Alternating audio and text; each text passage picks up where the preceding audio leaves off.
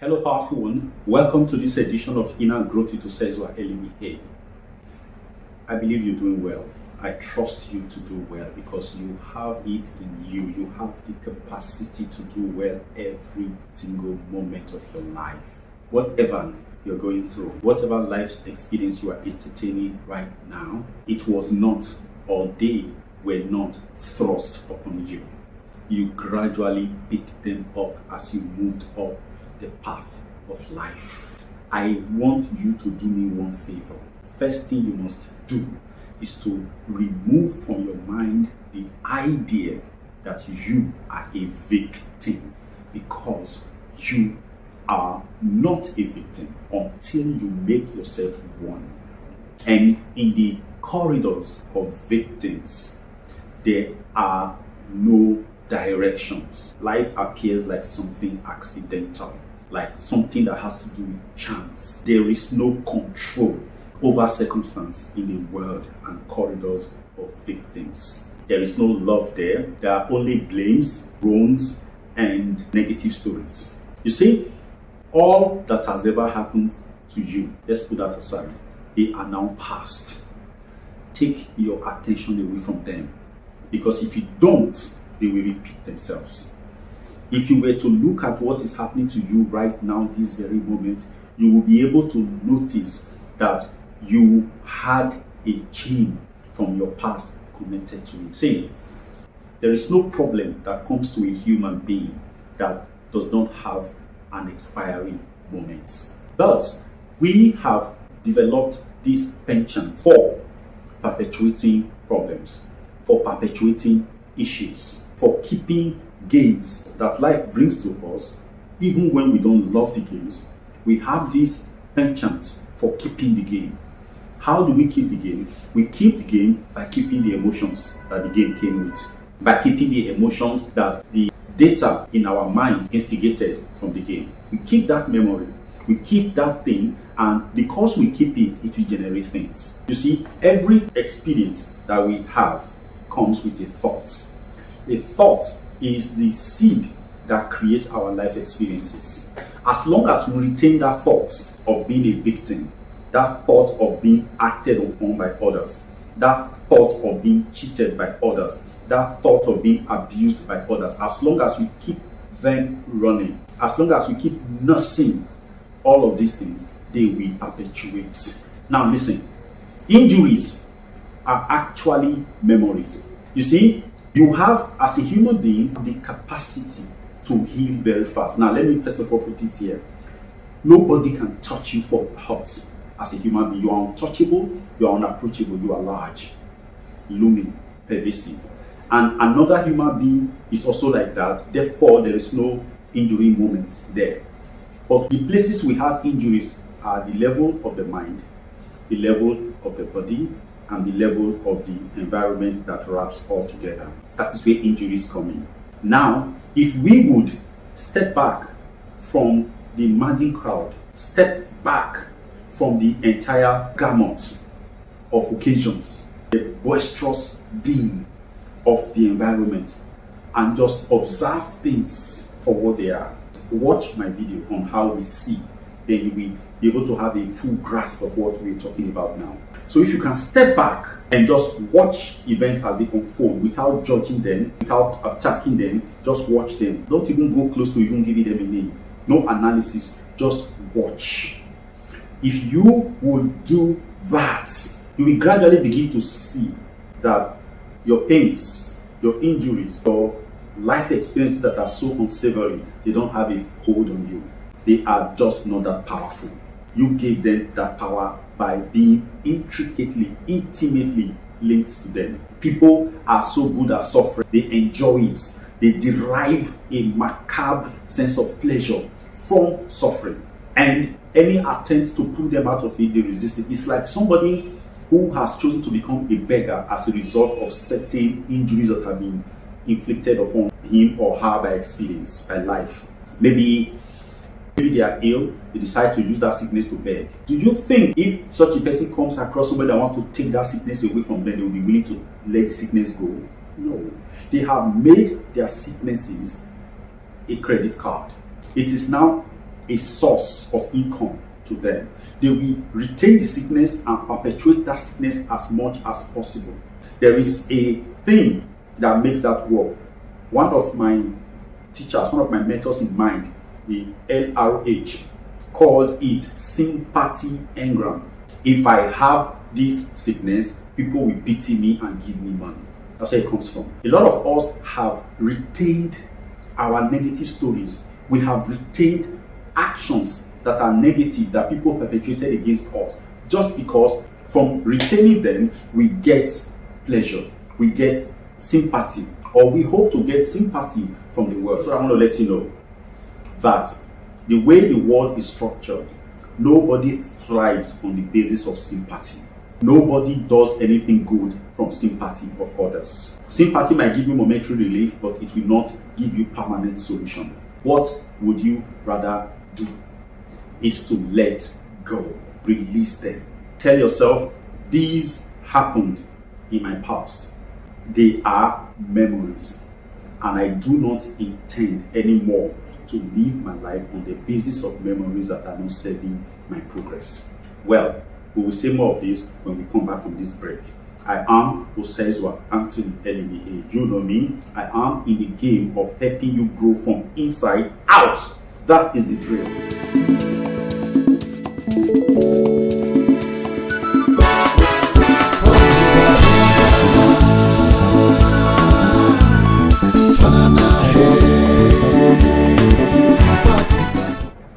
Welcome back. Now, let me give you how we find ourselves in this model.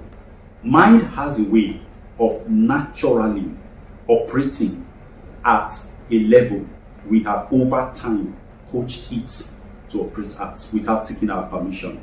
If you drive or if you walk a particular route consistently for a period of time, when you leave your house, you go to a place, you take a particular route to that place, you do it like for 1 week, 2 weeks, you'll be doing it consistently. You have never left your house to branch elsewhere or anyhow before, you just take that route every time. One day, you may want to go elsewhere, but guess where you will go to? You will find yourself naturally, unquestioningly, taking that same route that you've been taking before. It's when you have gotten close to somewhere, you say, wait, where am I going? This is not where I intend to go. I'm supposed to go elsewhere. Then you will now reverse. What made you do that is that you got to a point where you questioned your action.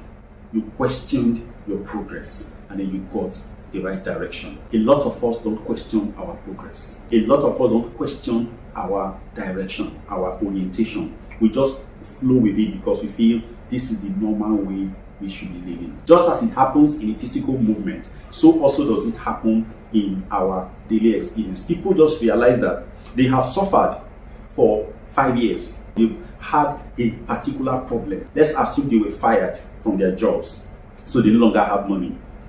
And they now found somebody. At that moment of dire needs, they called 2 or 3 phone numbers, and those people gave them financial support. And of course, when they give us support, they'll tell you, anytime, my friend, if you need anything, just call me. I'm really sorry that this thing happened to you. Now, this person is trying to get a job, he's not getting. Every time this person needs something, he will call any of these numbers, these people, they will come to this person's aid. It gets to a time that this person gets used to the fact that I have helpers. The person gets to the fact that I wake up every morning without anywhere to go. Therefore, today I wake up without thinking he has nowhere to go. I don't have a job. Nobody's going to give me a job. The person has now gotten accustomed to the life of not doing, to the life of not having. Because each time a problem that requires financial solutions comes up, he has numbers to dial for assistance. He has people to cry to for help. You know what then happens? Mind gets used to it and begins to run along that line.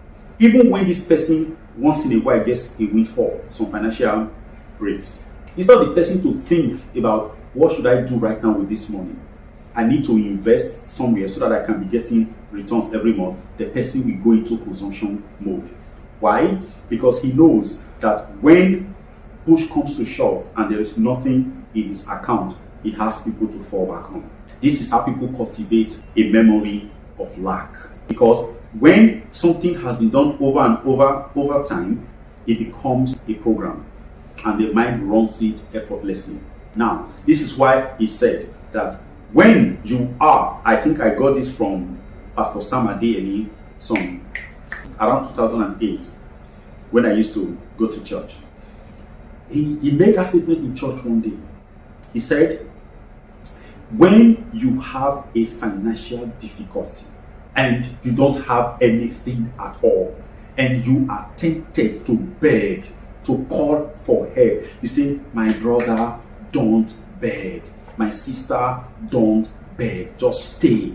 That thing got to me. I said, that is sense. There was a day in my estate, when I was living in Unilight Estate, Magodo. There is this young man who really doesn't have such job. People call him, whenever they have an assignment, they get him to organize it and they pay him.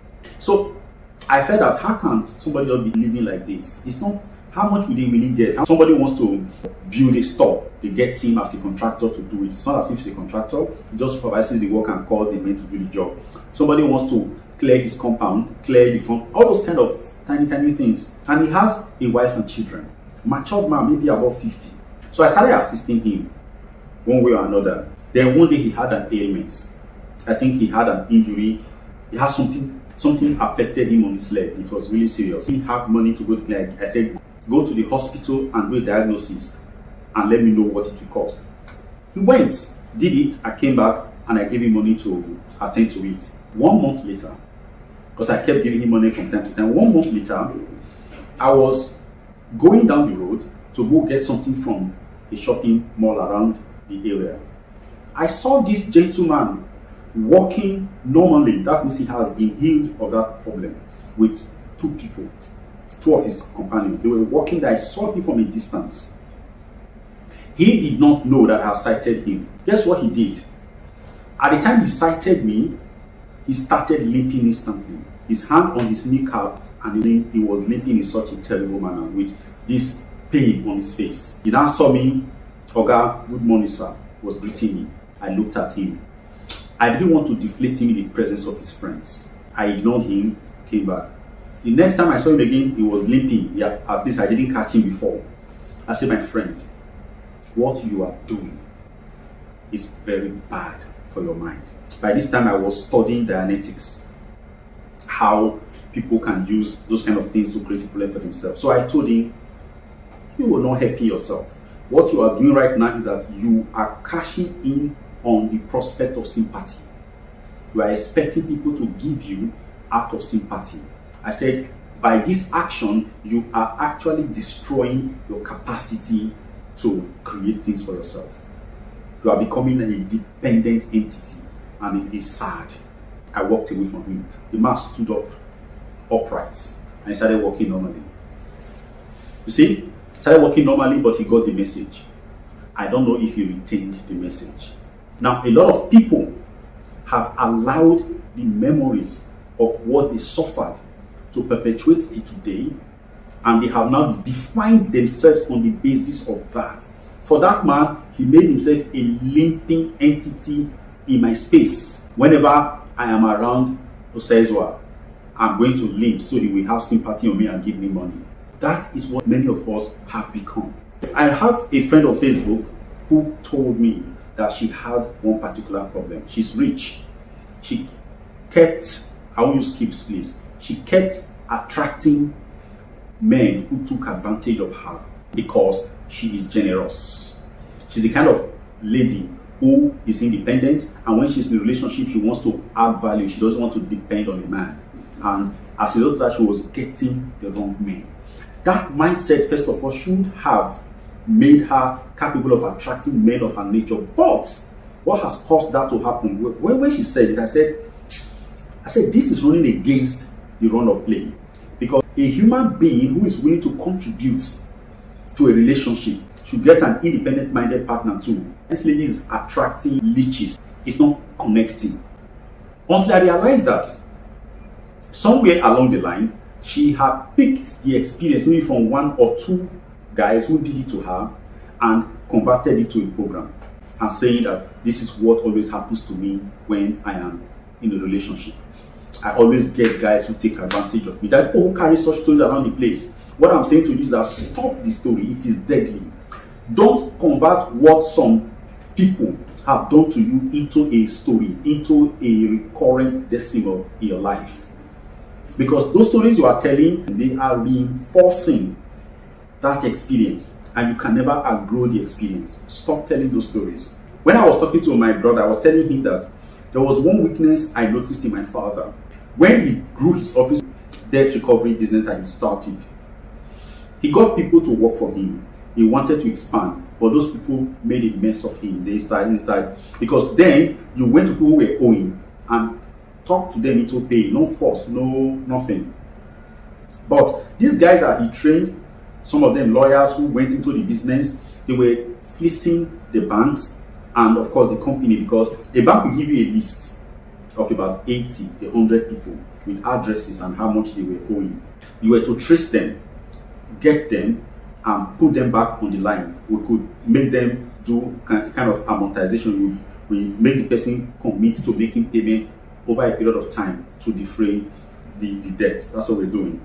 Sometimes we could write to the bank to say, please, can you stop the interest so that this person will be able to make payment depending on the state the person was in.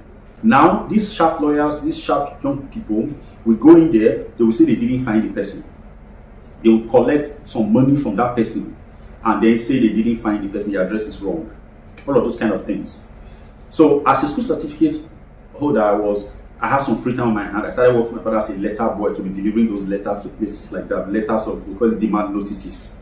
He was surprised that out of those lists, if you gave me 80 lists, I might be able to get close to 70, 75 like that. I mean, the ones that will not be available will not be up to 4 or 3.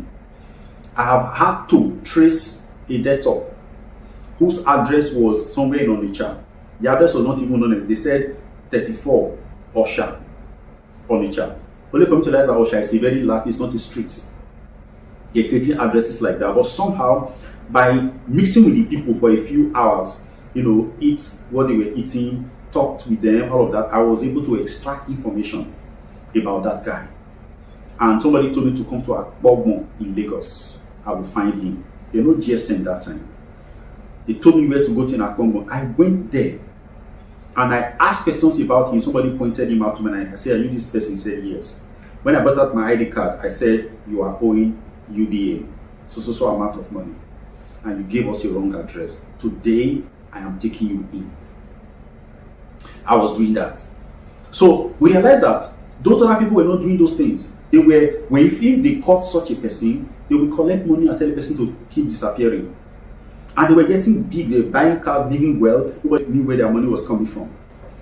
Because of that experience, my father decided not to have branches anymore. He just had his only office in Benin. From there he operated. He even limited the businesses that flowed to him from the banks. The story he kept telling when you asked him was that I did it this time, I tried to do this, I had an office in Akure, I had an office also places, look at how they did it. He kept telling that story. Then I didn't know what I know now to advise to say, stop this story. Because the story you tell comes with emotion and they emphasize your experience, they don't change them. And the question will be this, why do you have to tell that story? Why? You want sympathy? Oh goodness, nobody wants, they will sympathize you and wait. What is the value of sympathy to a life? It's only emotional currency you get from it, and where does it take you to? Down. So please, effective from this moment, that problem you are going through is going on because you have held on first to the emotion, to the feeling that was generated at the time you had the problem. Let that feeling go by forgiving. Let the people that have done things to you go. Let the experience that you had at the time that thing happened go. Use gratitude to block it off and say, I am grateful that I'm where I am today because of this. I now release all of these experiences. I bless the people, the circumstances that are involved in this story, and I let the story go. Do that anytime the thought comes to you, send blessings. When you are with people and you are tempted to tell the story, smile, And let's just say, you know what, that's in the past. We're talking about something new. I'm charting a new course for my life. Let go of those negative stories because they are all memories. All that we suffer, as long they have a moment, convert your system to a corridor, a passage for experiences. Don't make them into a fortress for experiences. They will stay there, nothing will reach them. No matter how hard others try to take you out of it, it won't work. Your life is bound to be renewed. You were created to be in a perpetual state of renewal. What is keeping you from being renewed and being fresh is the stories you are holding on to, the memories you are holding on to. Memories that do not promote you, that do not take you from where you are to the next phase of your life, are not what keep you. If you find any value in this video, please don't keep it to yourself. Share it with those you love. It just might save a few, and you will get the blessings of helping people. And then, of course, you would have also helped me to grow the channel. I appreciate it. Thank you.